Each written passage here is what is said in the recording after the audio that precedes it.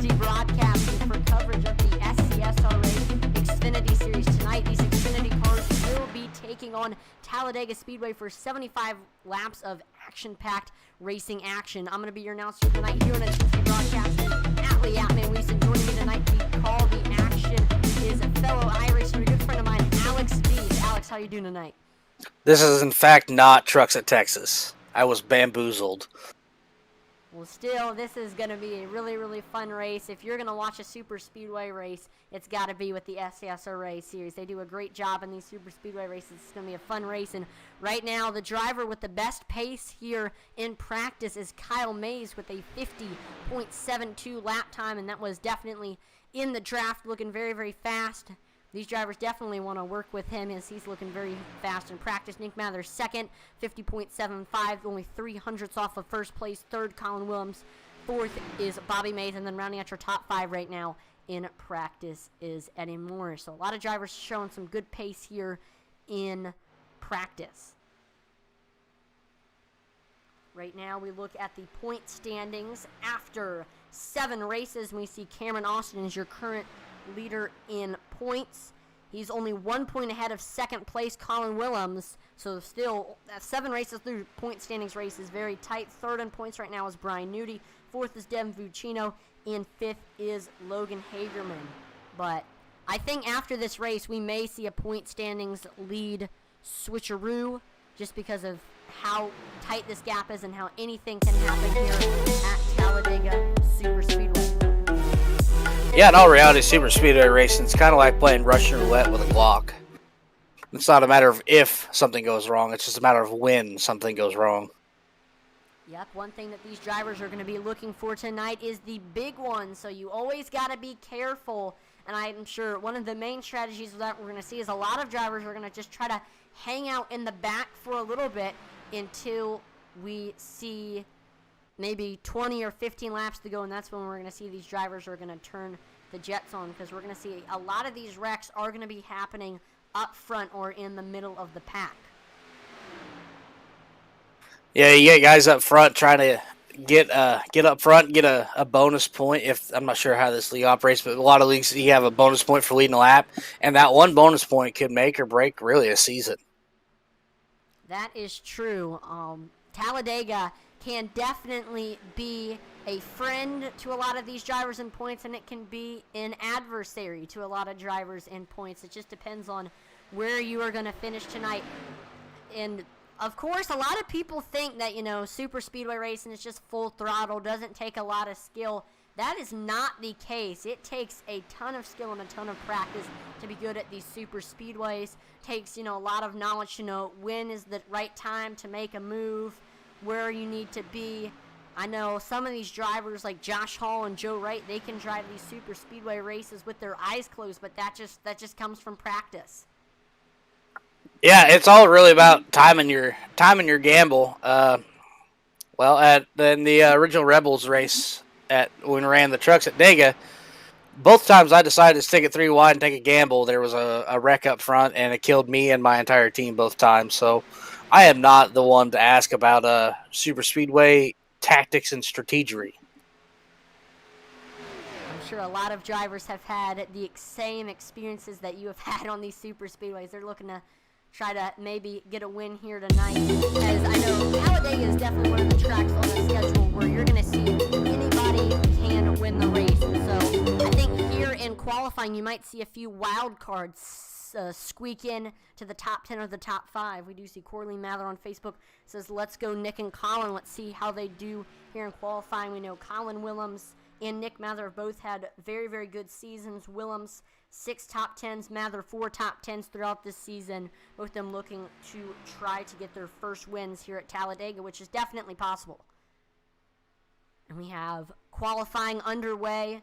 We got Josh Hall on track, very, very experienced super speedway driver. Let's see how well he does in qualifying. And in the super speedway experience that you do have, Alex, what do you think is the key to a fast lap here?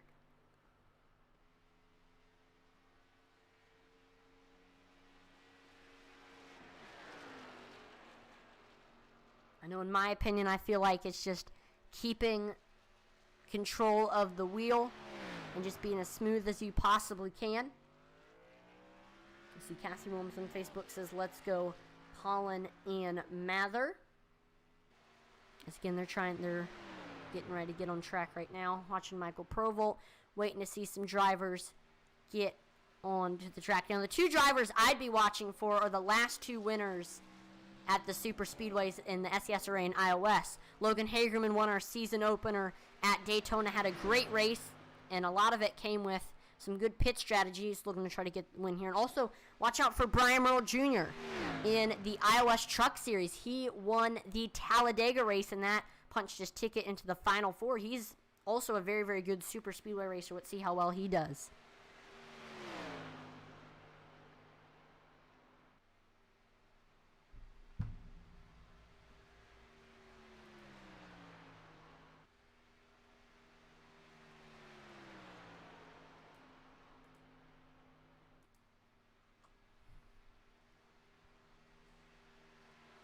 So right now we're getting some drivers onto the board.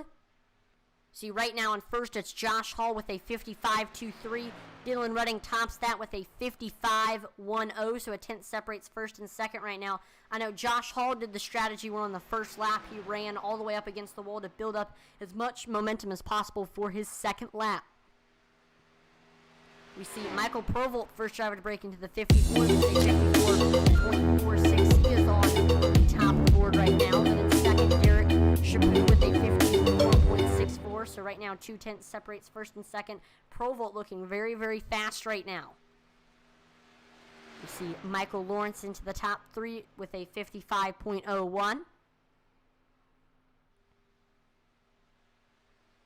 Looking to try to pick up some speed on his second lap.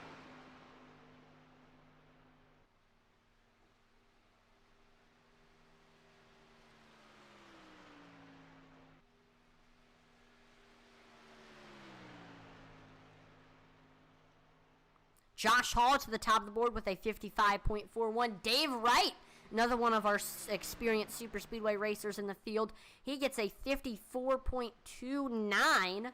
So that's about 2/10 faster than second place. Dave Wright on a whole nother level right now here in qualifying.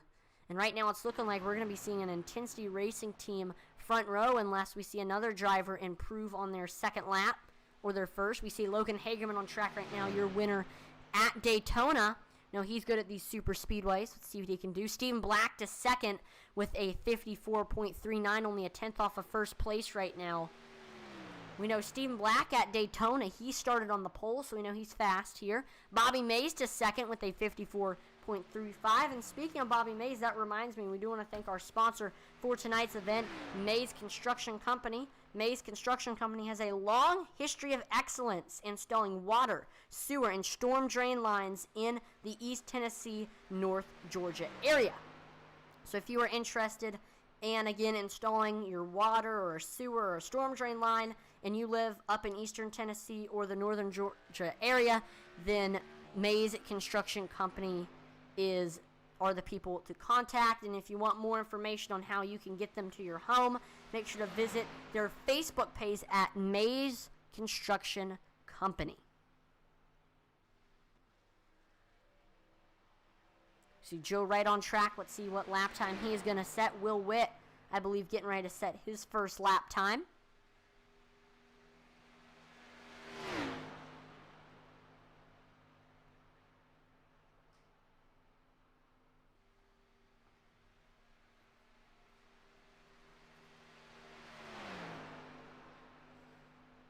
See a lot of guys run that top line, trying to build up momentum for the first two laps, and then they'll suck to the bottom and quick off their fast lap, not leaving the yellow line. Yep. That's what I've seen for the strategy for a lot of these drivers, and I know it's worked for some. It's definitely the most common strategy you see. Some drivers, though, just like to stick it on the bottom the whole run. It's just based on personal preference. I normally do the run the high line and then go back down to the bottom strategy. See Joe Wright out there making his laps. Yep, he is currently on his first lap. We see getting all the way down on the bottom on the straightaway. So it looks like he's going for the hug the bottom lap number 1 strategy. See if it's going to work for him. We know Joe, very, very experienced super speedway driver. See if that experience will pay off here in qualifying. And track position is it might not seem like it, but track position is absolutely key here at these super speedways just because of how hard it is to pass here. So these drivers want to have a good qualifying run so they will have a good starting position. Joe Wright on his first lap with a 54.37. He gets all the way on the apron where I think he's done. Yeah, I think he's done too. I think since he went all the way down onto the apron, that kind of slowed down his lap time. See, Mick Olofsson on Facebook says, "Let's go, Will." Will Witt currently slowing down after running his 2 lap times. Looks like he's going to be starting in the top 10 with a 54.39. Only a 10th off of the pole, Dave Wright right now. Will Witt, definitely a contender in this one. Watch out for him.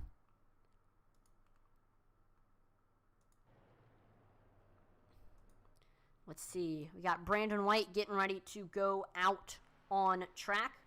Did forget to mention what happened last week.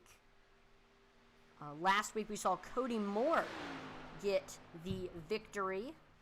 He ended up leading 17 of the, I believe it was 130 laps. We saw Cameron Austin absolutely dominated, but after all the pit strategy was said and done, Cody Moore ended up coming out on top. Cody looking to try to get his 3rd win of the season and get the hat trick. I just got word that my brother and his friend are watching on the big screen. I just want to give a quick congratulations to Nick on his baby girl that's going to be due here in May, I believe. Yeah, May. Oh, wow. Uncle Alex doesn't know what to buy for nieces. He was expecting a nephew, but... Wow. Well, congratulations. You're right on the new... The girl. She's still getting racing stuff. Uncle Alex is going to have all the sketchy fun toys. That's always the best uncle for sure. We got Kyle Mays to the top of the board with a 54.28. Wow. Great lap time for him, bringing the Mays name to the spotlight, and this race is sponsored by Mays Construction Company, so how fitting with a 54.28. That's about 100th faster than second place right now.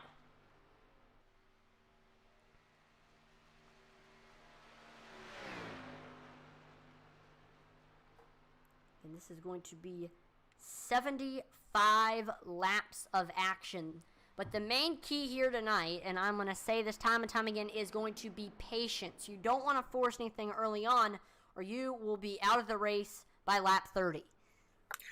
Yeah, usually my strategy for these super speed races, especially a place like Talladega where 3 wide is significantly easier than it is at Daytona, is I'll just hang in the back till about 15 to go, and then I'll gather up some friends and send it 3 wide and hope for the best. I think we're definitely going to see a lot of that. We're a lot of holding back early on and a lot of risk-taking in the last 20 or 15 laps. We see Brian Nudie says, "Let's go." What's up, Nudie? Thanks for tuning in to watch the broadcast. Good luck tonight. Looks like Brian, he's going to be starting in that 3rd spot. Inside second row can sometimes be the place to be early on.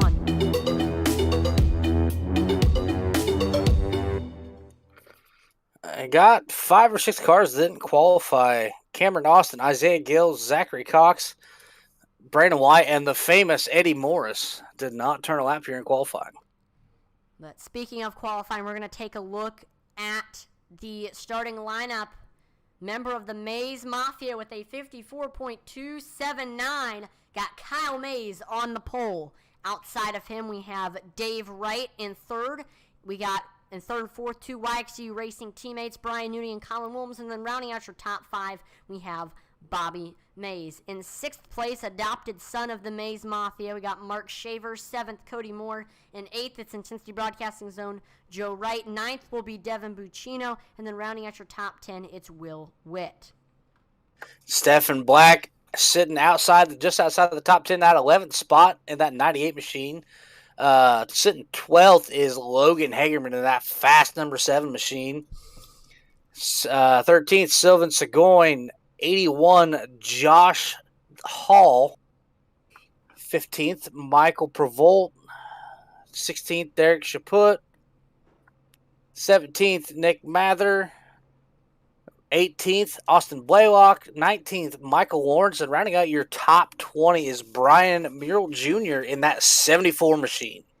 Starting in 21st, and owner we got of the Neon Racing team. We got the 11 of Dylan Redding in 22nd. Your point standings leader, Cameron Austin. 23rd will be the Northwest Zone, Isaac Gill. 24th with 2 pedals, 1 clutch. It's Zachary Coxon. Rounding out your top 5, it's Intensity Broadcasting known Mr. Eddie Morris. And then last but not least, sometimes it's the place to be here at these super speedways, that's Brandon White. Yeah, I got no problem sitting back there in that 26th spot. Yep, sometimes, you just got to settle for sitting there. And, of course, again, we got to always be, it looks like it's been shortened to 65 laps. So this is going to be a 65-lap race. Always got to be waiting for that big one and for when that big one is going to strike. Question is, when will that be? These drivers have to always be on their toes waiting for that big wreck. Actually, if you remember in Joseph Wright's retirement from the Coast Guard race, I ran in the very back, and I was so bored I was pushing everybody who had damage back up to the pack. Yep, early on in these races, it can be a little bit boring, but you know what they say. You got to be able to get through the first. The only reason why there's the first half of the race is to get to the second half of the race, which is where it all comes down to. So here we go. Kyle Mays starting on the bottom. Dave Wright starting on the top behind them. We got YXU teammates. I think early on we're going to see a lot of drivers moving up from the top to the bottom, from the bottom to the top, a lot of switching around. So I'll be watching that, see what happens here. It's really it's all about what line can form up and really set the pace and control the race. For sure. Question is, who is that going to be? A lot of times the outside is the quickest if it can get very well organized, and if not, though, the bottom can be dominant. And I'd say maybe around halfway or so we're going to maybe seeing a little bit of single file racing. And here's another thing to remember: if we do stay green, we will have to have green flag pit stops, so there will be some strategy in that. And Talladega is one of the hardest pit roads to get into, just because you're running almost 200 miles per hour and having to get down to only 60 miles per hour and running around with other cars. That can be very tedious. Yeah, one of the biggest challenges with green flag pit stops is when you got to go and you're stuck on the high side, you got to find a way down and fast. Yep, and we'll see how these drivers handle that. So here we go. Pace car is in. We've got Alex Veith with the command.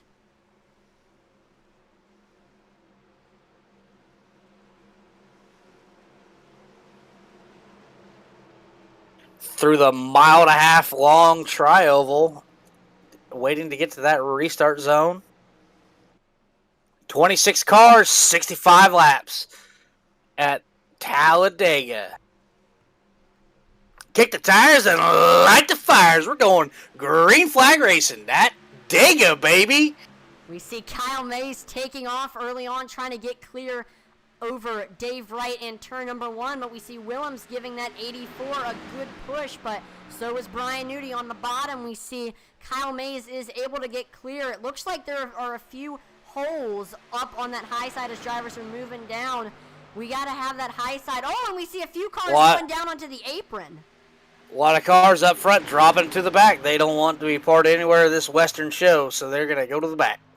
And I mean, here's where it gets a little bit tricky, getting back onto the track with cars above you, still on the apron. And, sometimes that can be a good decision. I can definitely respect that. I think we saw Bobby Mays drop to the back, Stephen Black drop to the back. I think they will definitely be really, really happy if we see a big one come out. We see Dave Wright getting a great run on that outside, getting a good push from Colin Williams. He is able to get clear. Question is, will Dave Wright move down to the bottom? He does. It does not look like Colin Williams is able to come down with him. So now we see Mark Shavers is the pusher on that high side. He's going to try to get Colin Williams up ahead of Dave Wright right now. Yeah, the bottom line is really formed up, and they're doing a really good job of keeping a gap from the pushing car to the lead car, but still staying formed up, and they're really going to start pulling. As the 6 pulls up on the 17, not sure if he was getting hot or if it was just a slip up. Yeah, one of the main things these drivers are going to have to be looking for is keeping those temps down. As I say that, we see Kyle Mays moves up to the high side, so that's now going to make Colin Williams the pusher. Again, we see Shavers is drifting up the track. I don't know if eventually we're going to see...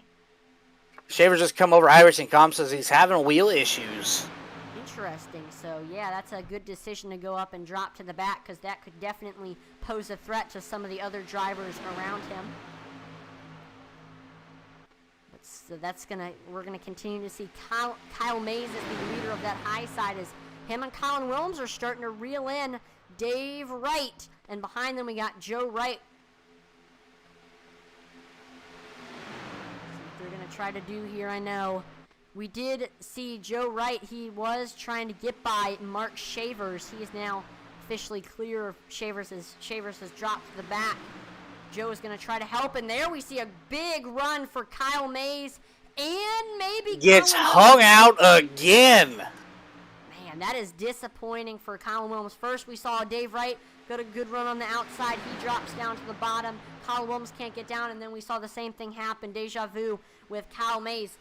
Could we potentially see now with Colin Williams the leader, Joe Wright can get him a good enough push, we could see Colin Williams finally to the lead, but that has got to be frustrating for that 17 machine. Oh, that is heartbreaking. 2 times in a row, get left, and he gets down. But yet he leaves Joe Wright to the point on the outside line, which is a blessing and a curse, because that man is wicked fast at these plate tracks. Yep, Joe Wright currently getting a push from Will Witt. Let's see if he can get up there. We know Joe Wright very, very skilled at these super speedways, like you mentioned, and I know he loves running on the outside. The outside is where he thrives at these tracks, and let's see if he can take an advantage of running up on that outside. We have his teammate and good buddy behind him, 2 cars behind him. That's Josh Hall. Let's see if Josh Hall can help get that 82 to the front. Got some cars with matching paint schemes working the high side, trying to make it 3 wide, 5 laps in. Yep, we have all of the Intensity Racing Team cars. They have all come to the front, but look at this. We see Neon Racing. We see those identical green and red cars are making it 3 wide. I believe up there that's Dylan and can't quite see what other. I believe that's Devin Buccino, or no, that's Brian Merle Jr. So that's Dylan Redding, Brian Merle Jr. up there. They're looking to try to get a 3rd line going. I don't know, though, if that's a good decision early on here in this race. It's awful early. I'm not big on the gamble, but hey, if you want to get up front and try to control both lanes, I mean, more power to you. We see Derrick Chaput is joining in up on that 3rd lane as well.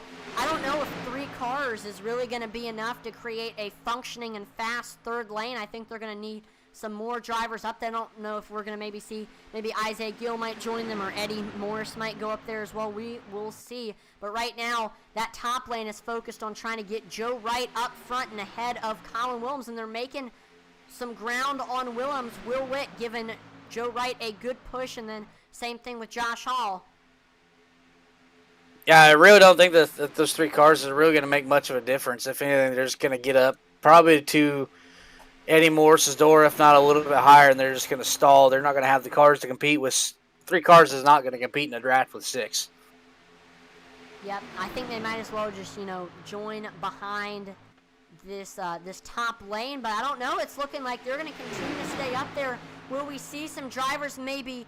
Oh, wow, they're getting a great run. We see Joe Wright has finally been able to get down, and a lot of that is because of a great push from Will Witt.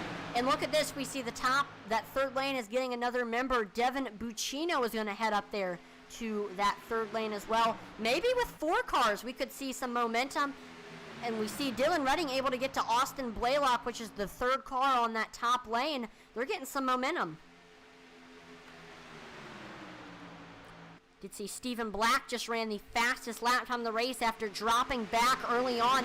Stephen Black getting a ton of momentum. He has caught the draft and is reeling in the last car on that top lane, Logan Hagerman. Yeah, another one pulled down, must be getting hot up in the temps. Kyle Mays pulls off onto the backstretch, going to drop to the back. That is unfortunate there for Kyle Mays. He was, oh no, we are wrecking that third lane. Isaiah Gillen to the wall.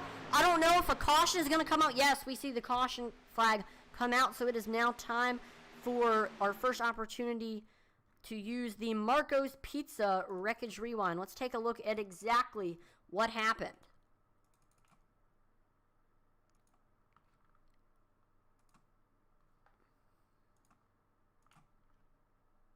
So we were having 3-wide racing, which is early on is definitely a no-no here at these super speedways. Like I said, it's not a matter of if, it's a matter of when.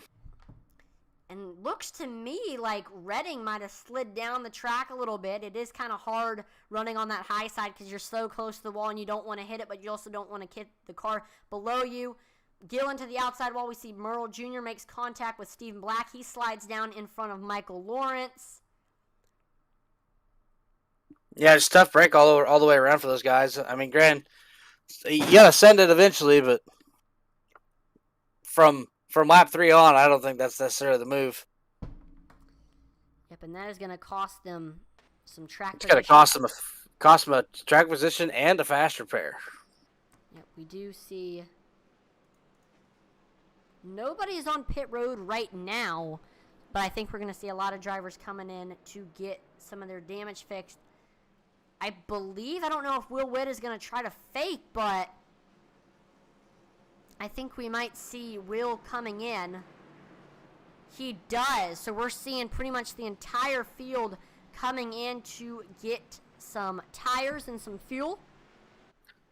Pit road finna be popping.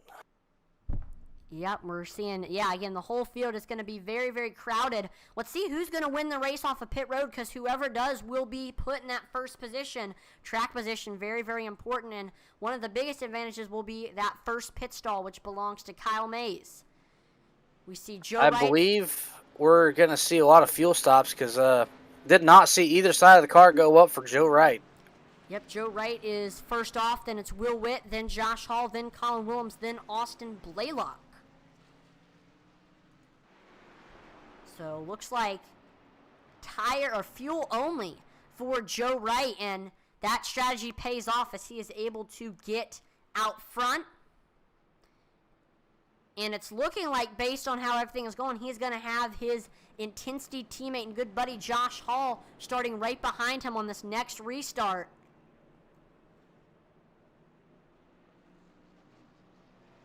These two know how to work together. Joe and Josh have been doing super speedway races since iRacing pretty much first launched, and they are definitely telepathic.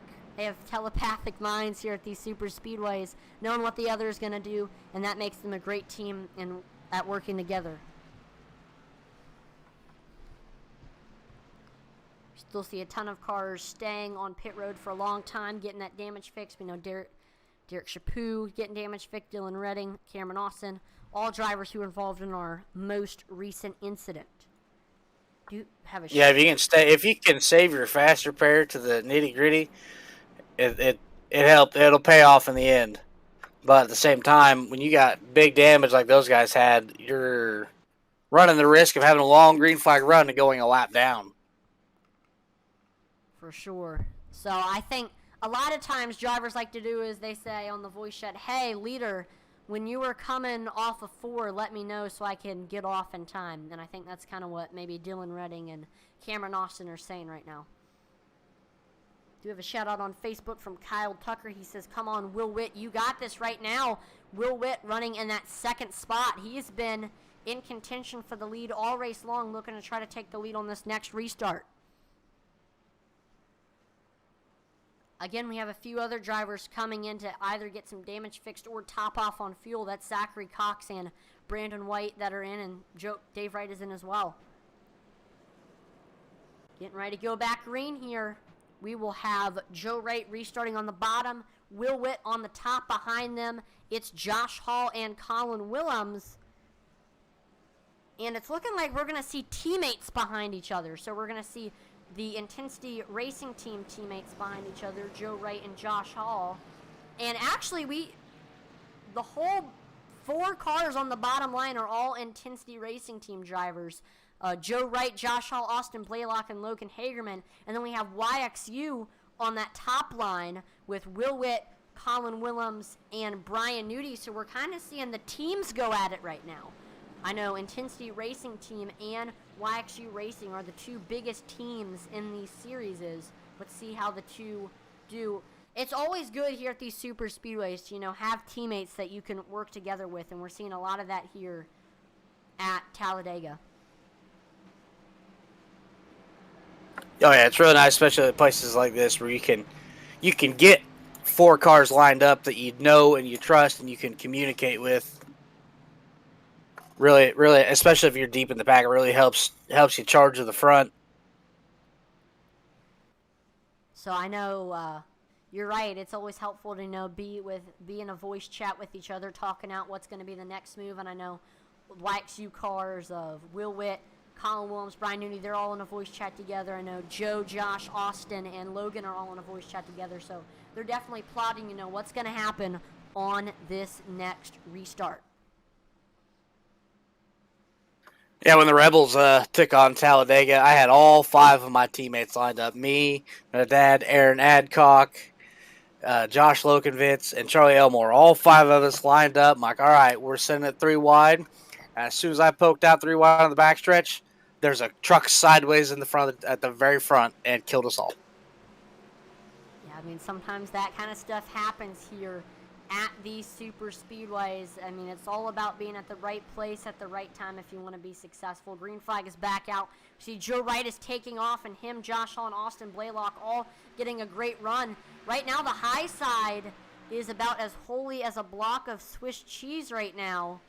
Let's see if they there's not a whole lot of formation anywhere, really. Yeah, and that is going to hurt them. I do know right now we're kind of in the time of the race where we're seeing a lot of drivers, take it easy, wanting to save their cars for the end of the race. And so we might see a little bit of single file racing, but I don't know. We might see some drivers want to get that top side organized. We do see a car go up to the high side. That's Devin Buccino. He's going to help these YXU teammates try to get up to the front. Will Witt getting a great run. He's up side by side with Joe Wright coming off of 4. See what he can do here. Getting a good push from Colin Williams. He's got the nose. Next couple of laps, I think we might see Will Witt in the lead.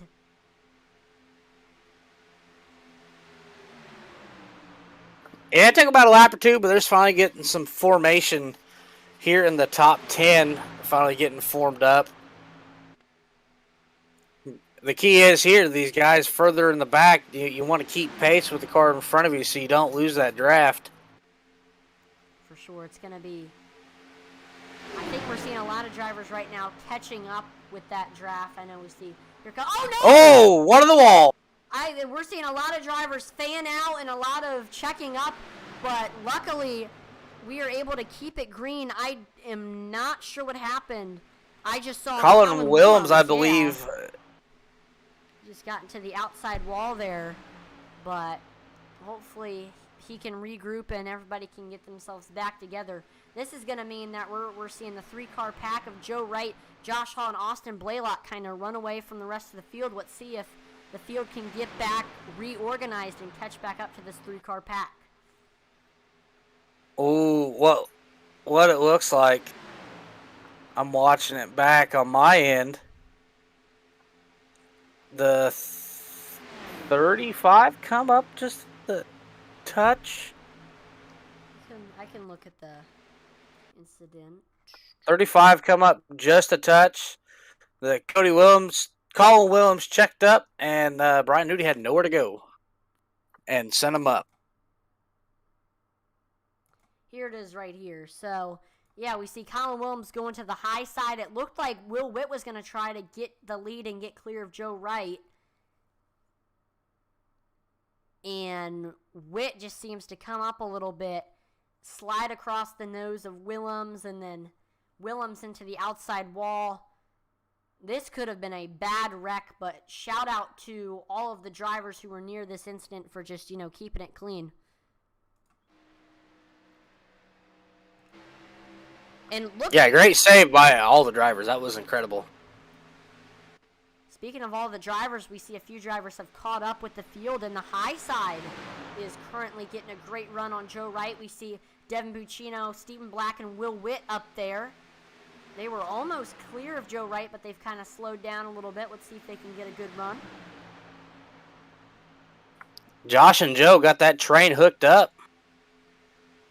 Yep, and then behind them we got Austin Blaylock. Again, I know all of them are teammates right now. But as I say that, we see Will Witt able to get down to the bottom and gets clear. Shout out to Devin Buccino for giving such a great push. Buccino is now the leader of that outside line. Let's see if Stephen Black can give that 68 a good push here. Yeah, Buccino, the last surviving, is it Neon Racing driver? Yeah. That last surviving, as you remember, that was the team that sent it 3 wide and catastrophe struck. Yep, I think the next car after that is Derrick Chaput all the way in 17th, and you see they're pretty far behind. There's a whole nother pack behind this pack. We see Joe Wright able to get up to the high side. He is already clear of Will Witt, getting a great run, and he is going to move down to the bottom as we enter turns 1 and 2. So Joe Wright back into the lead after getting passed by Will Witt. That was a smart move coming from the bottom up to the top and taking advantage of that good momentum. And look at this. We see a little... Will Witt to the high side. Yep, that's another smart move by that 35. He's like, hey, Joe, if you can do that, I can do it too. And so him and Devin Buccino, who we know they can work pretty well together, they're going to try to get up by Joe Wright.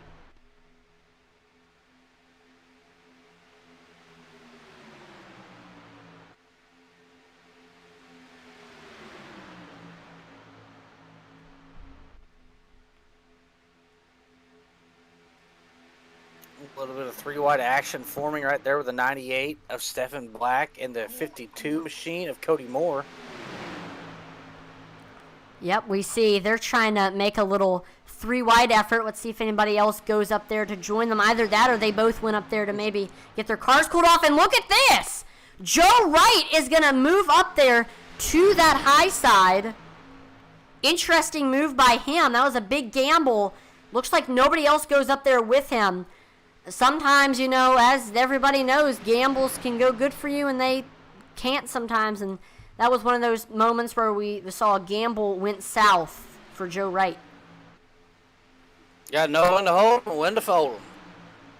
Yep, for sure. We see Devin Buccino gets a great run on that high side. He was actually pushing Will Witt, but he goes down to the bottom and he's going to keep Will Witt on that high side. So Devin Buccino now the leader. Will Witt getting a push from that 47 of Michael Lawrence.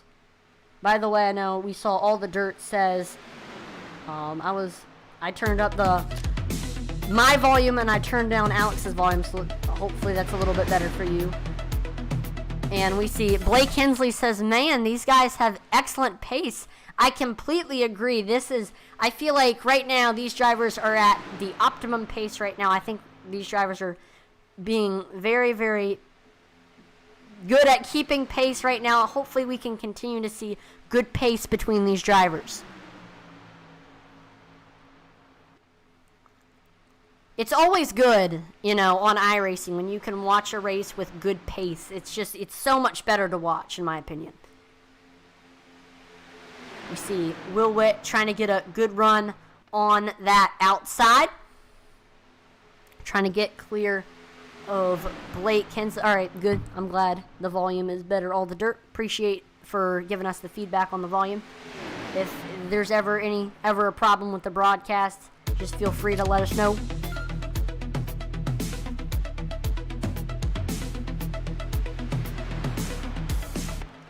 Allie, I'll give you a crisp high five if you can tell me who said know when to hold them. You have to know when to hold them, when to fold them, when to walk away, know when to run. It's like we'll not be getting a high five for that one. Oh, man. You don't know the gambler? Kenny Rogers? I do not. I do not follow the professional gambling scene. It's not a gambling scene. It's one of the best musical acts of the Okay, I know 70s and 80s. I know who you're talking about now, but I've not heard the saying. And look at this. Speaking of Got to gambling, know when to hold 'em. speaking of gambling, there we see a little bit of singing there from Alex Veith. Got any talent agents watching? We got Will Wood. He's able to get down to the bottom now. We are 3 wide. We have right now a few drivers making it 3 wide. That's Will Witt, Logan Hagerman, and Steam Black up there right now.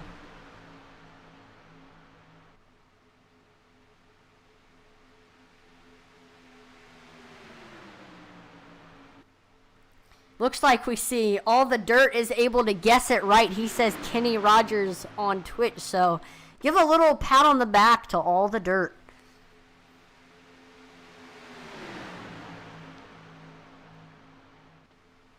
Kenny Rogers' music is so old it came out on vinyl. Really? There you go. Fun facts with Alex here as we see a little bit of a break in the action. Hopefully we have some Kenny Rogers fans in the audience right now. We see Everybody loves Kenny Rogers. Oh, I'm sure we definitely have a few Kenny Rogers fans in the audience right now out of our 23 viewers right now. Which shout out to everybody who's tuned in to watch the broadcast so far. Greatly appreciated. Right now we're watching a side-by-side battle between, we got Cody Moore on the high side getting a push from Eddie Morris, and then on the bottom it's Devin Buccino and Mr. Will Witt. Cody Moore looking to try to make it 3 in a row, and that would mean, or not 3 in a row, but his 3rd win in the season, and that would be at 3 different track types: a road course, a 1.5 miles. Lap car coming up. And look at this.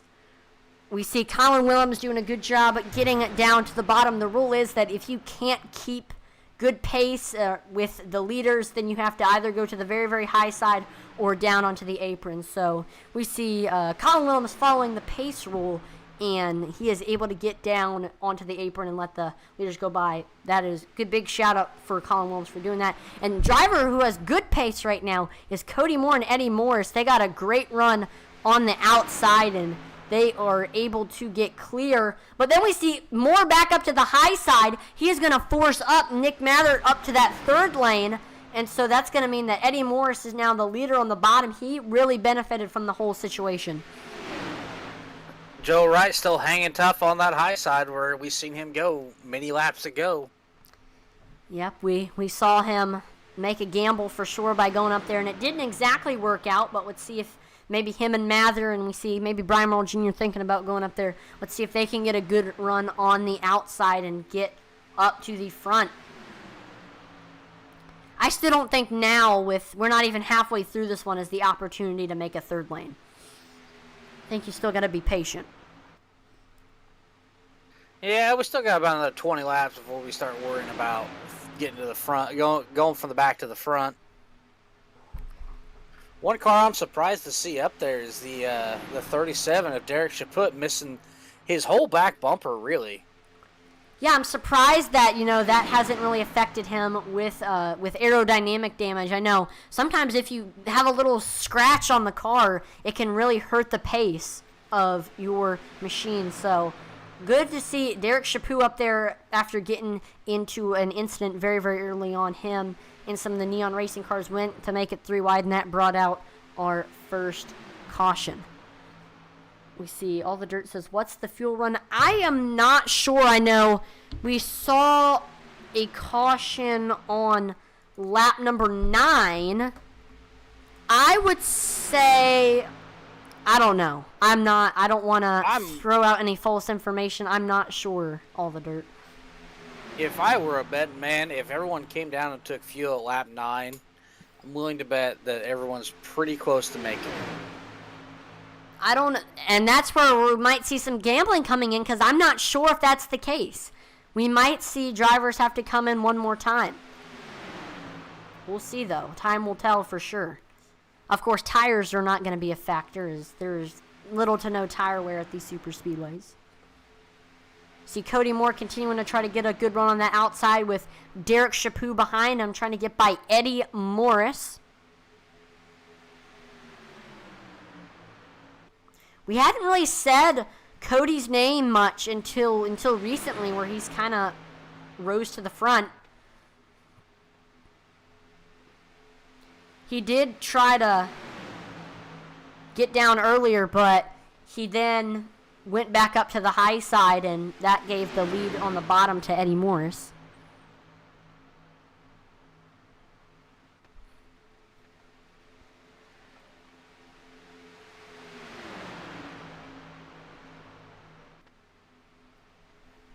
We do see these drivers are coming up on another car who is a little bit off pace.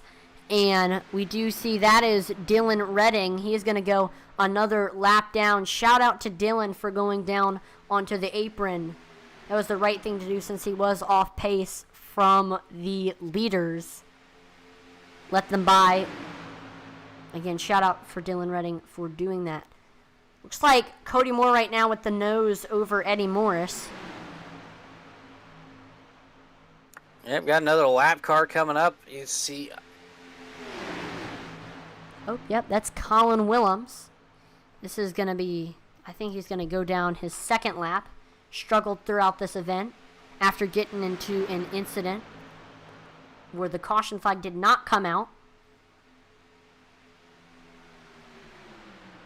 Yeah, that was a tough break for him. Yeah, I mean, he was running up there. He was running really, really fast, but that happened, and we lost him. But hopefully, maybe can see some cautions for Colin to get his laps back.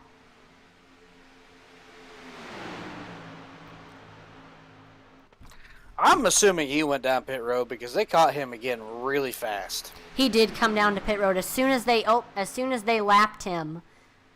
He came in, and so they were able to catch him again. There we see Colin Williams doing a good job by going down onto the apron. Again, Brian Nudie, who is the admin for this league, made it very, very clear that if you were off pace from the leaders, then you do either have to go to the bottom of the very, very high side. We see all the dirt that says, wow, he is off pace. Yes, Colin Williams is very off pace right now, but hopefully he can get that number 17 back together. But again, we see Colin Williams following the pace rule, heads down to the apron and lets the leaders by. That's the respectful thing to do, and it looks like he might have been able to catch the draft. Yeah, that's the best thing he can do is keep pace with the back of the pack and hopefully make his way back up front and able to get his lap back the hard way and get a lucky caution. Yep, that's I know we do have a few drivers that are hoping for cautions right now. Some of them are drivers who lost the pack, or drivers that are lapped down. We see, look at this, Stephen Black and who is that? That is Brian Merle Jr. going to try to make it 3 wide. That is an interesting decision by them. Let's see if that pays off.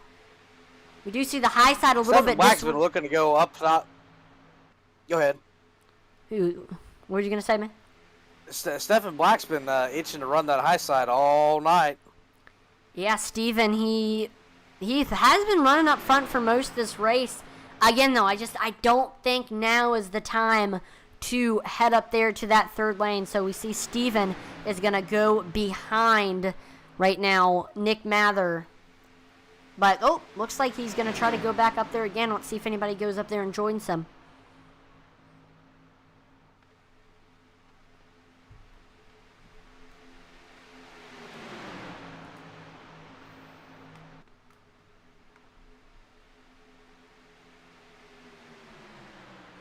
I think right now with that... Really, if that middle line could get formed up, they might be able to challenge for the lead yet again. Yeah, there's really only 4 cars on that high line. I think right now we're nearing the halfway point. I think these drivers are just kind of tucking in and turning some laps, trying to keep the cars clean and to maybe get the cars ready for the last 20 to 15 laps. And right now, I think now's the perfect opportunity. We're going to turn up the volume, and it is now time for Pump Up the Intensity. Here we go.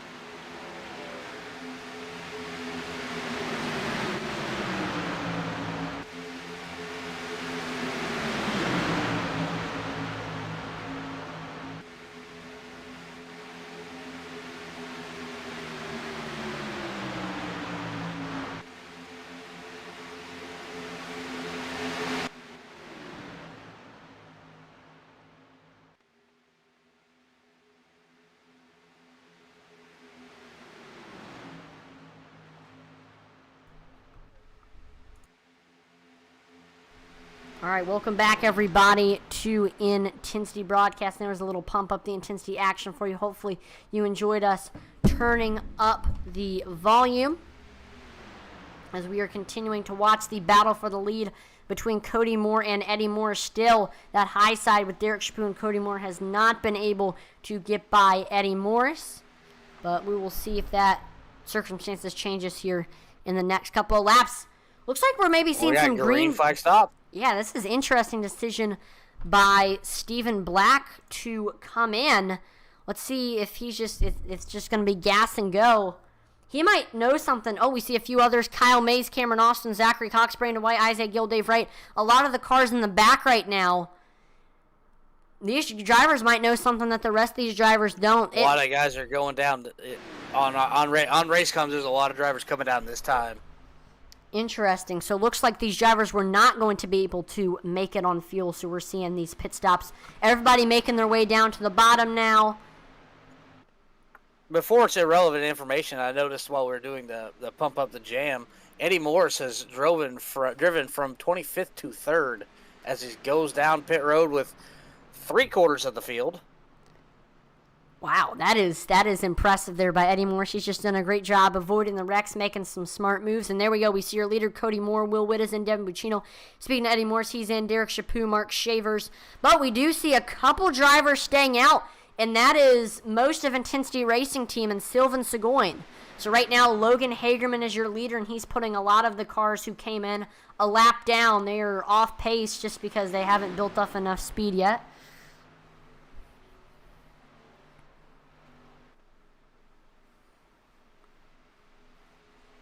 Question. And everyone else is going down this time.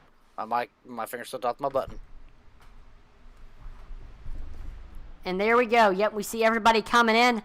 Let's see if this strategy to stay out as long as they possibly could will pay off for them, or will the drivers that pitted early, like Stephen Black, benefit from these green flag pit stops? I think they stayed out a little too late, in my humble opinion. But they know a thing or two more about super speed racing than I do, so it might pay off for them. Question is, will they be able to come in and come out and keep that lead? I think they might be able to. Yeah, but the thing is, they are 5 cars versus the big pack of like 17 that came down earlier. Let's see. So it looks like Austin Blaylock is going to lead the field off of pit road. I do not know where the leaders are in perspective to where Blaylock is currently. Oh, yep, we see them crossing the start-finish line. I don't know if they're going to be able to make it off or not. I don't think they will.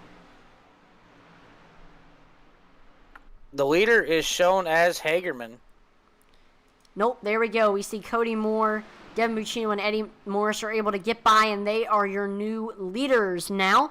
And they've just kind of broken away from the rest of the field as a pack of 3. The thing is, if we can see the rest of the field kind of group up and unite with each other, that big pack of cars should be able to catch this pack of 3. Yeah, these like 6 or 7 cars right here, they get formed up in single file, or honestly in single file would be best, because 7 cars is going to be faster than 2x2. Yep, I think we're going to see that here. Right now, 2 seconds separate third and fourth, and that's the 2 packs. We see the leader of that second pack is Austin Blaylock. We are running 2x2. Got Brian Nudie, Nick Mather, and Derrick Chaput on that high side. The smartest idea would, like you said, would be fall in line behind them and get enough momentum and make a little train to catch up to your front 3 of Cody Moore, Devin Buccino, and Eddie Morris.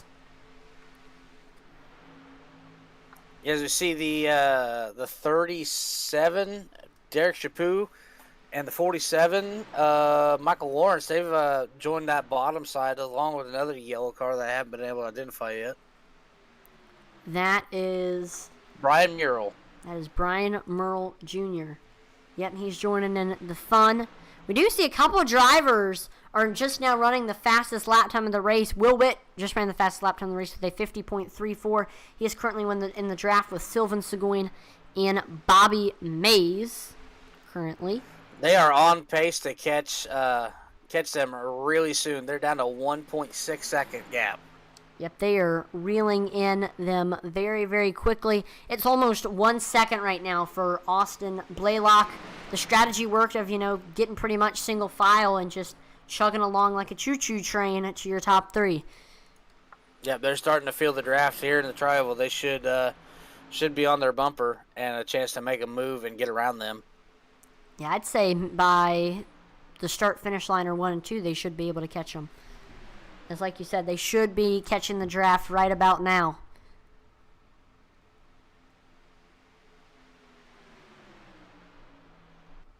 $25 laps to go for these drivers. Right now, your top 5 is looking like this. Cody Moore in first, Devin Buccino in second. We see Ed B. Morris in third, Austin Blaylock fourth, and then rounding out your top 5 is Logan Hagerman. But I think that is going to change here in just a couple seconds. We're going to see a move here. Yeah, I think Blaylock is going to try to take it to the outside unless that's where we see Moore, Buccino, and Morris go. Interesting. Yeah, the momentum, he should have went up.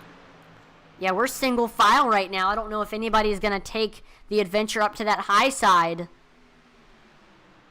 Single file for like 10 cars. And then behind them we see Brian Nudie, Nick Mather, and Will Witter trying to get up there and make that high side work, but see if anybody else goes up there and joins them. There are 15 cars in the bottom line and 3 up top. Yeah, that bottom line is going to be way more dominant. Way more dominant.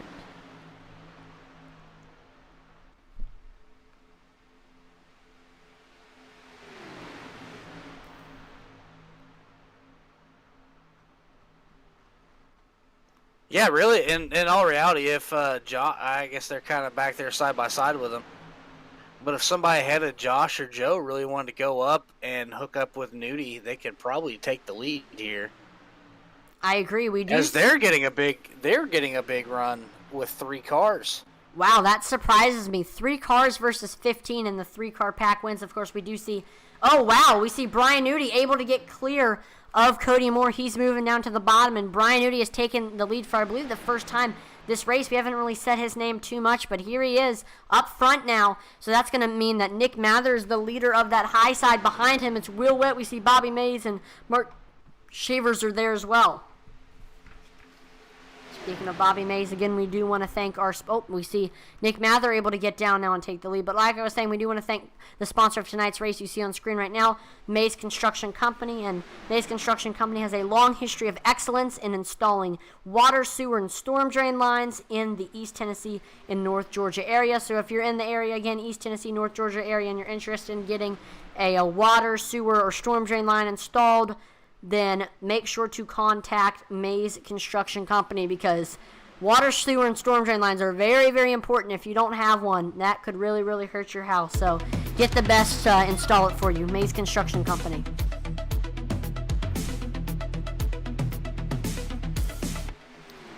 We see Will Witt getting a great run on that outside. Him and Bobby Mays look like they're both going to be able to get clear and get down to the bottom in front of Nick Mather. And we see Mark Shavers able to get down as well, and looks like Michael Lawrence thought he could get down, and that was almost a disaster, Alex. Yeah, a lot of guys fixated on the back bumper of the guys in front of them, and it almost got big. We see all the dirt on Twitch says, hope you've been practicing Sobo, Atman. You're not passing me in points, though. I have not turned a single lap at Sobo for the Extreme Forces Racing League, but if that's how it is, I guess I need to start practicing if we need to start competing. If you want to start competing like that, Mick, man. Practice. We talk about practice. I know, Mick. This is not the race. Not the race. We're talking about practice. I'll see you at the race, Mick. Tell you what, who I'm surprised to see up front, back up front, is the 6 of Mark Shavers after having wheel issues early in the race and having to drop to the back. I know. What a story for him. I know. It wasn't looking like he was going to even be a thought in this race, but he's able to get himself back together and has gotten up to that third car on the bottom. We continue to see Michael Lawrence and Derrick Chaput try to get a good run in to get up front.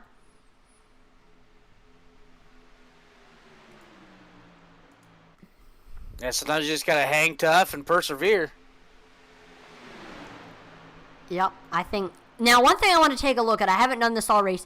Here's a quick gander at what it looks like from Derrick Chaput's viewpoint. He is pushing Michael Lawrence up on that high side, and this is what it looks like to be him right now. This is exactly what he's seeing in his sim rig minus the mirror.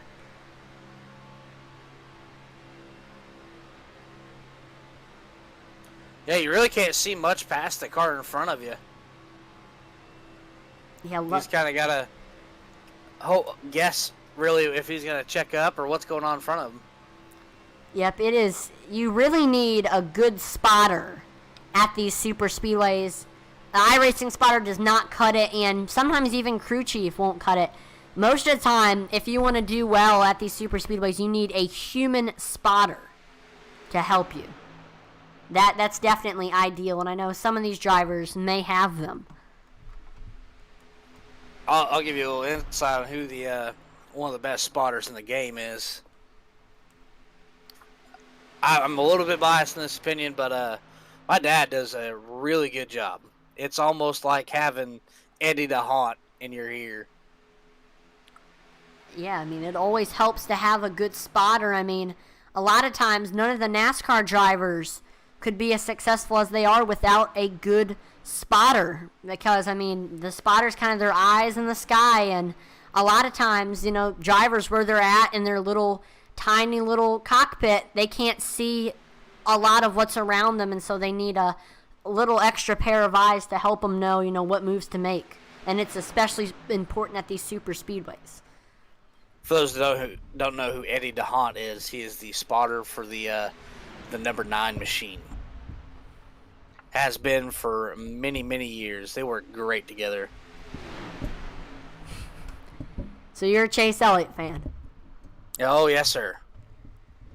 Whoop. Actually, first, I am a Bill Elliott fan. It just so happens that Chase is the offspring of Mr. William Clyde Elliott. Gotcha. Well, I don't know if we can get along anymore because I'm a Martin Truex Jr. fan. And do you like Martin Truex Jr. a little bit at least? I like MTJ. I liked him more when he was with Furniture Row just because he's kind of the underdog guy. Same here. That's where I became a Martin Truex Jr. fan, was when he was with Furniture Row. But man, I still enjoy cheering for him with Joe Gibbs. And the reason why I'm the number 78 in real life is because of Mr. MTJ. Fun fact. It's a good number. It's a good number. Hell, when I played T-ball and whatnot growing up, whatever number Bill Elliott was, that was the number I had in the back of my baseball jerseys. Man, so I had a couple baseball jerseys with a number 94 on the back of them. Really? You don't see that number too often in baseball, but I mean that makes sense now that you're a Bill Elliott fan. Yeah, I just bought some die casts online. They were too cheap to pass up, and I started pricing some of them out on eBay. If I were to turn around and sell them, I would more than quadruple my money. But I ain't, because there are more cars that I have that Dad doesn't. Now, how'd you become a Bill Elliott fan? Growing up, well, my dad was a Bill Elliott fan from as long as my grandpa was a Bill Elliott fan. Ah, got you. So it runs in the family.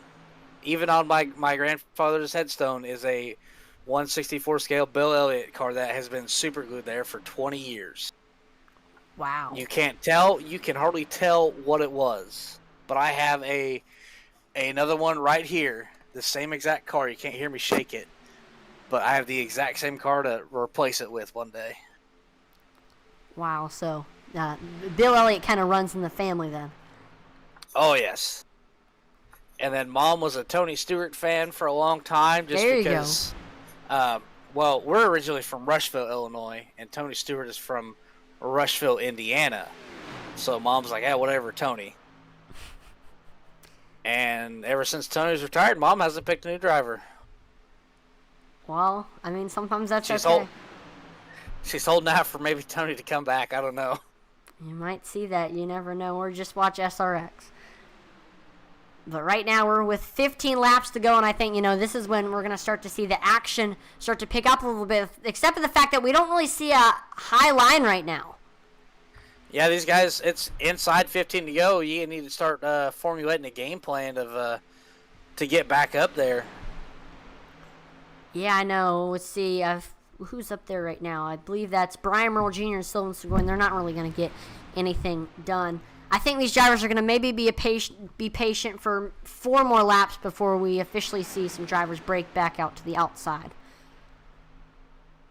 Yeah, we're getting close to the elbows up time. For sure. We see Blake Hensley says time to pile them up. I agree. I think it's time to head out to the outside, pick up the pace, and get up there to the front.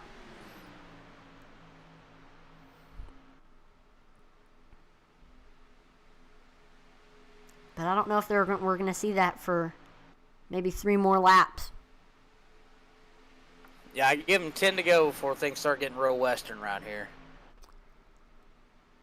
Yep, so right now, here's a look at your top 5 currently.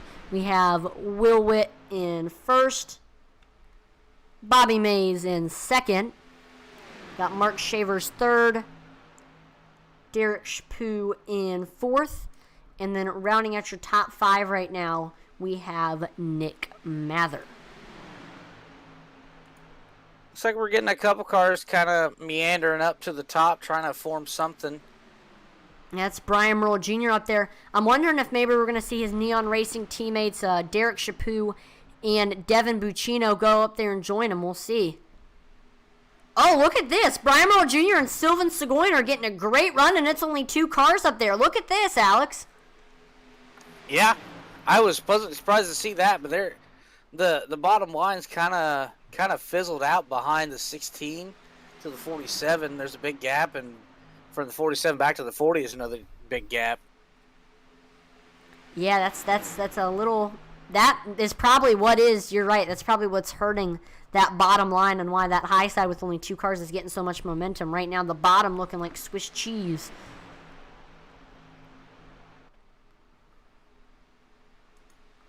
Yeah, and the six of Mark Shavers is kind of falling off the bumper of, I believe that's the 5 machine. Yeah, the 5 machine of Bobby Mays.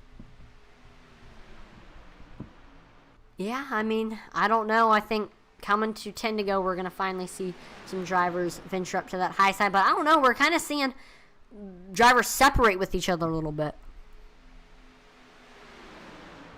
One thing I'm surprised is the 37, Derrick Chaput, did not take his faster pair in those green flag stops.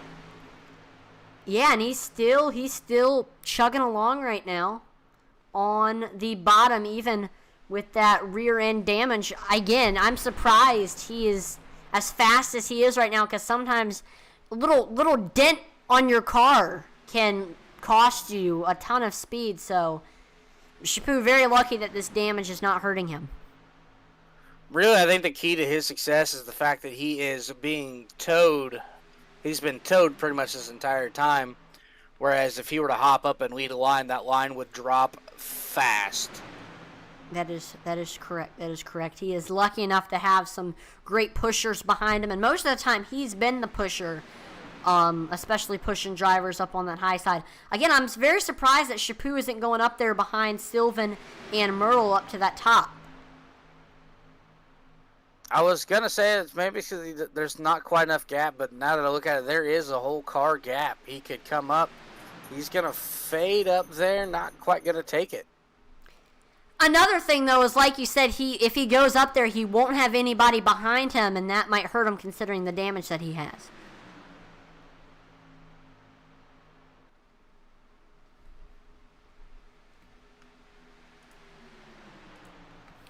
Yeah, there's not a whole lot of formation behind. Everyone back there is still single file. They really need to get formed up and get going. Yeah, it's go time. 9 laps to go. I don't know why we aren't going. Come on, let's pile them up. Let's go. Pitter patter, let's get at her. We do see Brian Merle Jr. and his 2-car pack. Him and Sylvan Seguin have officially gotten up to your leader, Will Witt. This is very surprising, but again, that bottom line has more holes than a block of Swiss cheese. That could be the reason why they've had so much success for a 2-car pack.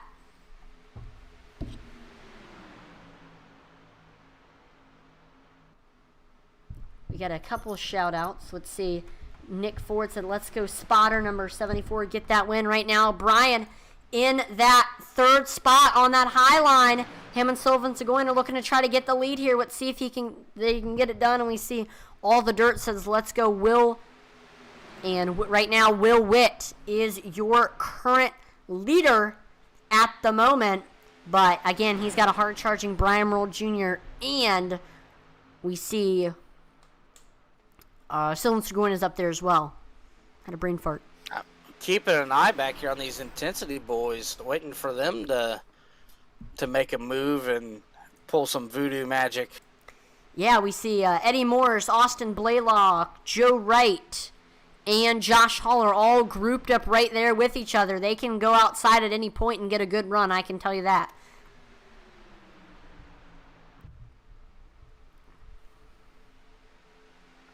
Sylvan Seguin over at Racecom just asked for a 3rd car to get up there on the high side. Again, I'm so very, very surprised that Chaput is not going up there to join his teammate Brian Merle Jr. In the next couple of laps, we might see it. But like I said before, I think the main reason why Chaput with that damage, he's right now getting a push, but if he's by himself, has nobody else behind him, that could make him a little bit slower.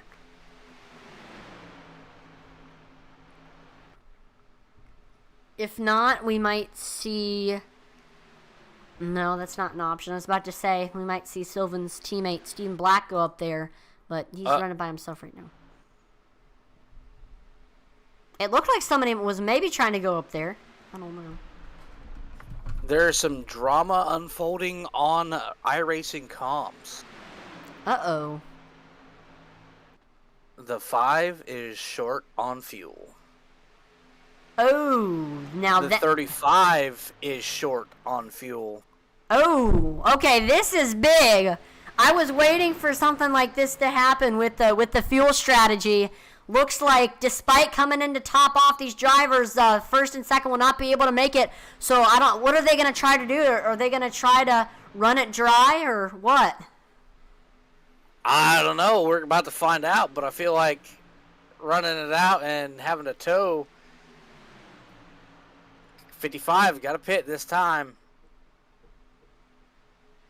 But he's way in the back. Yeah, Kyle Mays, but still, that's a shame for him. He's running 16th right now. Had a rough race, though. Again, how long are Will Witt going to stay? It looks like Brian Merle Jr. has finally gone down to the bottom.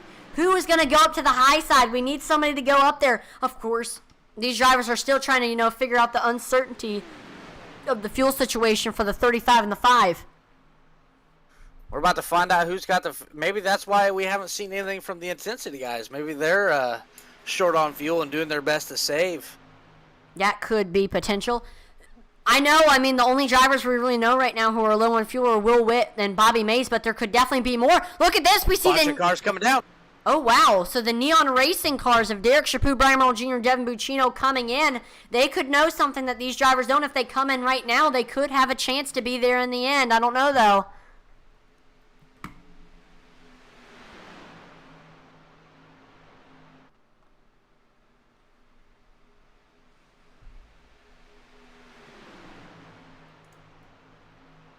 There's a lot of uncertainty right now for these drivers. Who's going to be able to make it? Who is not going to be able to make it?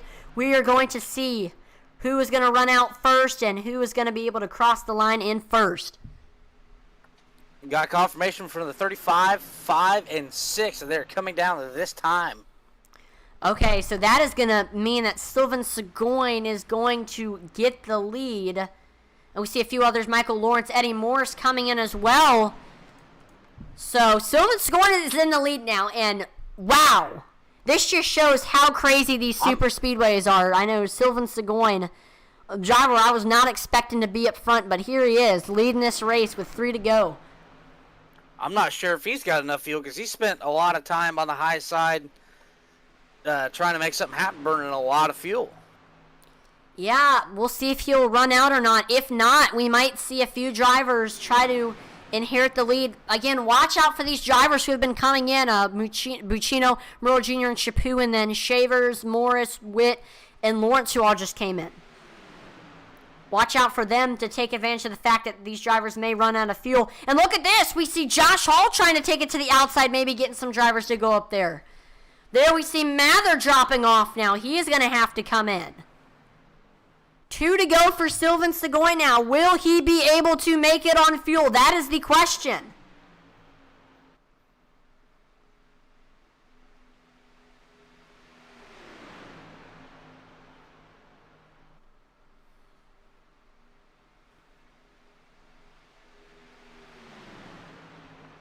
Two to go. We're playing the fuel mileage game. Yep, that's a lot of drivers. Let's see. Oh my gosh, this final lap is going to be one of the craziest final laps I've ever watched. We see a few drivers going up to that high side. That's Cameron Austin. Kyle Mays doing a little last resort here to try to get up there to the front. Brian Nudie out of fuel. Man, he's going to have to drop off. But look at this. With that, the bottom is going to lose a ton of momentum. And here's Cameron Austin. And Kyle Mays getting a great run, able to get up front. Could Cameron Austin maybe get his first win of the season? We'll see. I don't know if he has enough fuel or not. Sylvain Seguin still scored as the leader. Those two are a lap down. Oh. Here comes Josh and Joe. Sylvain Seguin out of fuel. Yep. There we go. Josh, Joe, and Austin Blaylock to the outside. They are up to the front now. Joe is leading the way. Let's see if anybody tries to make any moves here. And this is for a lock into the playoffs. Intensity Racing, Intensity Broadcasting Racing, whatever they're called, is going to sweep the podium. That's what it's looking like. Let's see what happens. Will anybody run out on the front stretch? Blaylock trying to make a move, trying to get up from second to third. And Joe Wright is going to win the race here at Talladega. Wow. First win of the season for Joe Wright, and what better place to have it at than Talladega Superspeedway. What a race. Man. Sylvan Seguin I don't think he's even gonna make it to pit road. We just saw a ton of uncertainty with the fuel strategy, but in the end it looked like Joe had enough fuel to make it all the way. He knew something that these drivers didn't, and he ended up getting the win, and we're getting ready for a burnout from him. See, all the dirt says great race, congrats Joe, and yes, it was a very great race. Wow. That was probably the most strategy I've seen in a super speedway race in quite some time. Yeah, I was kind of wondering why those guys were, Josh and Joe and those guys were hanging back there. I was really expecting a big run from them. I'm curious to see how long of a burnout Joe can do with the fuel he's got.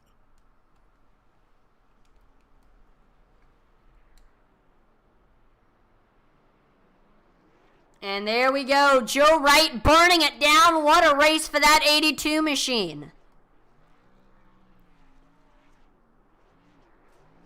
Wow, wow, wow. Impressive run for that 82. Really didn't say his name till the end. Or he was up there. I just remembered. I mean, he was leading laps early on, and we saw him eventually take that lead there. That must be all the fuel he's got. Yep, and he stopped. As we're waiting for your top three finishers to get into the waiting room, we see his teammate Josh Hall joining in on the fun. He's doing a burnout as well.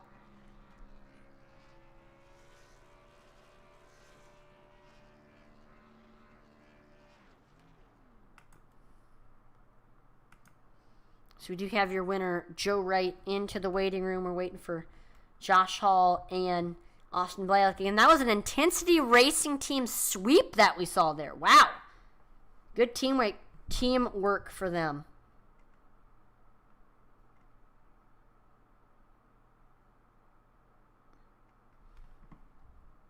There we go. We got your third place finisher, Austin Blaylock, in the waiting room. So we're going to go ahead and pull him in. Austin, this is Atlee and Alex in the broadcast booth. You got a copy? I got you, buddy. Awesome. Well, what a race for you. One of the biggest moves of the race after starting in 18th. You're able to avoid a lot of the wrecks and had a good pitch strategy. And we saw there at the end, you were grouped up with your teammates, Joe and Josh, and y'all must have known something that the other drivers didn't, because y'all kept it back there, and we saw one by one drivers were breaking off, coming in or running out on fuel, but y'all just went to the outside, were able to take the lead, and you were able to help push Joe to that win. I mean, what was your take on this race here at Talladega? Oh, man, that was a fun race, I tell you. Just listening to Josh and Joe on their pit strategy was perfect. Saving fuel was the key on this race. Who would have thought? Yeah, I was watching you guys back there in like 10th, 12th, 13th, waiting for you guys to make a move with 5 to go, and nothing's happening. We see all these guys start running out of fuel, and boom, there you guys are up front. Oh, yeah, we were running half throttle back there, just doing the best we could to save fuel. It was definitely close, that's for sure. Now, how much do you have in your tank there at the end, Austin? I ran out on turn 2, so that's about how much I had. Oh, wow. Yeah, it was close. Well, still, awesome run. Is there anybody you would like to thank before we let you go, Austin? Just the Intensity broadcast and the team. I just started back racing with this team, so I enjoy racing with them. Big shout out to them. Awesome. Well, again, congratulations on the podium finish. Austin, have a great rest of your night. You too, thanks. Yep, no problem. All right, it's now going to time to pull in your second place finisher, Tennessee Broadcasting Zone, Josh Hall. Let's go ahead and pull him in. Josh, this is Atlee and Alex in the broadcast booth. You got a copy? Got you loud and clear. Awesome. Oh, how the turntables. Yeah, that was one heck of a race for you. I know we really didn't say your name too much in the beginning, but then, boy, we were screaming it there at the end. I know we saw there late in the race, you, Joe, and Austin were kind of running in the back of the pack, or in that little pack is around 12th, 13th, and 14th, and then we saw the drivers just started falling off and coming in or running out of fuel, but y'all were able to just get right by and lead the rest of the way, and you ended up pushing Joe to the win. How does it feel? Man, it feels good. I wish I would have got the win. I'm trying to get the points. Fortunately, I got 0x to get that bonus point there, and that was kind of my goal tonight, was just stay clean and beat it at the end. And when it turned into a fuel mileage race, me and Joe just went back to our F&D days and, rode it out and saved as much fuel as we could. As soon as we came off pit road, we were saving, and that was the key, was saving immediately, and we knew that those guys were going to run out there at the end. Yeah, it really seemed like an afterthought for a lot of these guys up front. Like, oh, crap, we're out of fuel. And then inside 5 to go, I'm looking at you guys like, come on. Sorry, cough. Just got over strep. Waiting for you guys to make a move with 5 to go, and you guys just kept sitting there. And then all these guys just started peeling off to get fuel to make it to the end. And, well, there it was. Fuel strategy game. Yeah, I mean, between me and Joe in the F&D league series we used to run years ago, I mean, we'd run 104 laps with 0 caution races, and we knew fuel strategy was going to come down to it. We knew what the number was. We were just trying to hit that number, and being there at the end, and making sure, sticking to that strategy. I know Eddie was leading a bunch of laps. He had to go in a lap earlier than us, so he ran out, was going to run out there. So we just did what we could to save the fuel and get there at the end. Awesome. Well, before we let you go, Josh, is there anybody you would like to thank, sponsors or family members, before we let you go?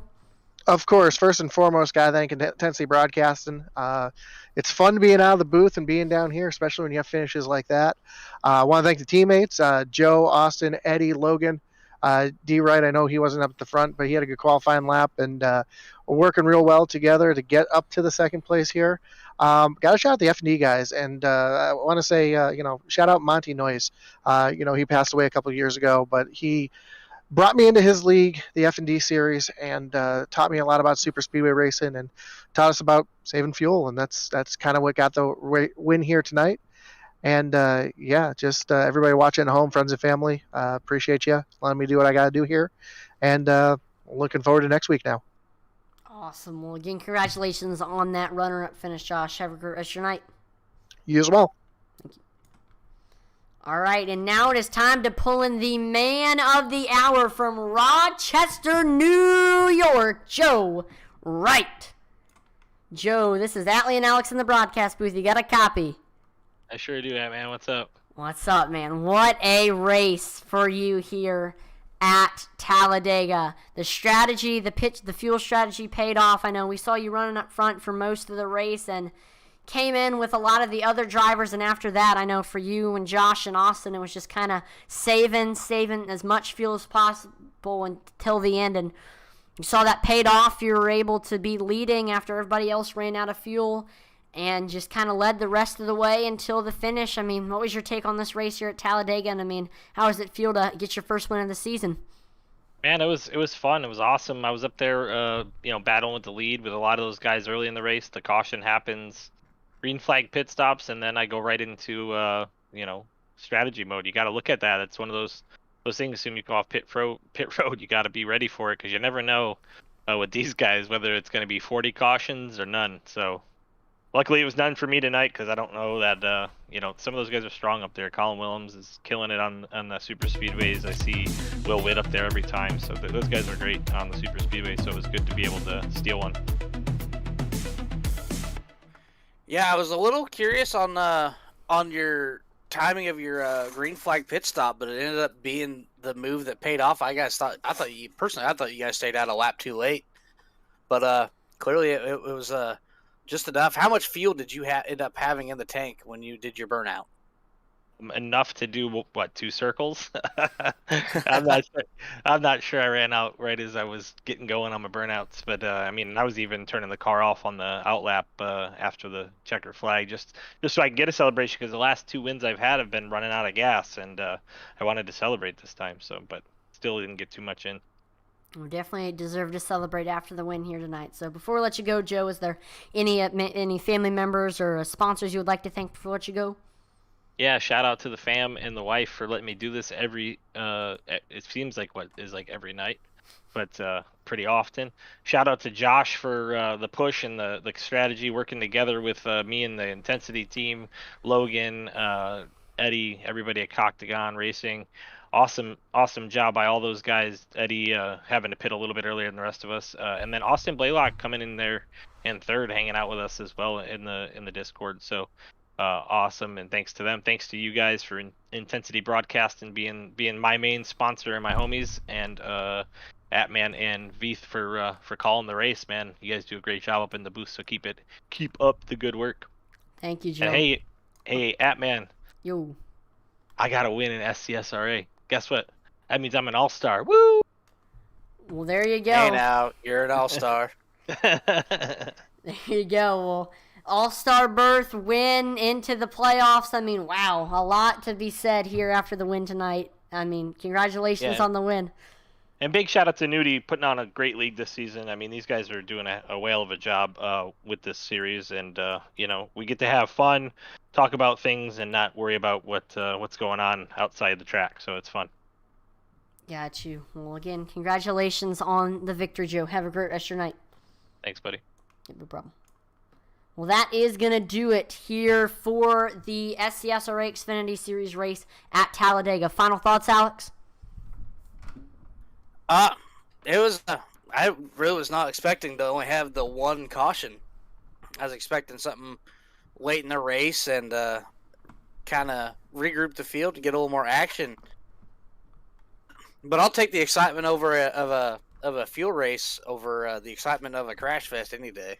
Oh yeah, for sure. I loved the strategy coming into play. It was definitely fun to watch that for sure. But I want to thank everyone for tuning in to watch the broadcast here on Intensity Broadcasting. Make sure to like, follow, and subscribe to Intensity Broadcasting on Twitch, YouTube, and Facebook, as it would be greatly appreciated. We're trying to reach our goal of 2,000 followers on Facebook and 1,000 subscribers on YouTube by our 2-year anniversary, which is in April, and I think we can reach that goal as a racing and iRacing community. Check us out on Twitter. We just hit 50 followers on there. We're always dropping polls. It's a fun time on there. So make sure to check us out. And if you haven't already, make sure to also visit us on Twitch as well. No, we don't normally get too many viewers on there, but still it's a fun time on there. We've got emojis. We've got broadcast bucks that you can spend. So check us out on there. I'm Atlee Atman-Weist on behalf of the entire Intensity Broadcasting team. Thank you so much for watching. I will see you next time. Over and out.